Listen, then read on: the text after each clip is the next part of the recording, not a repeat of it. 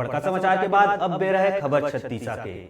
कांग्रेस के प्रदेश अध्यक्ष मोहन मरकाम के बयान आए के छत्तीसगढ़ के दो पूर्व मुख्यमंत्री मन जल्दी ले जेल जाही के जवाब में धमतरी पहुंचे पूर्व मुख्यमंत्री डॉक्टर रमन सिंह कहिस के भूपेश बघेल ह जेन काम करी से वह अमर्यादित है, जेकर सीबीआई जांच करत है, जेमा भूपेश बघेल ह जेल घलो गए रही से और जेल जाए के साथ ही साथ मामला कोर्ट में घलो चलत है।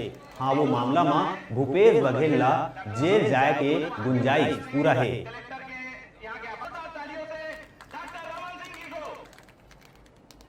मोहन मरकाम ने कहा है कि दोनों सीएम, पूर्व सीएम आप और अजीत जोगी जी कभी भी जेल जा सकते हैं।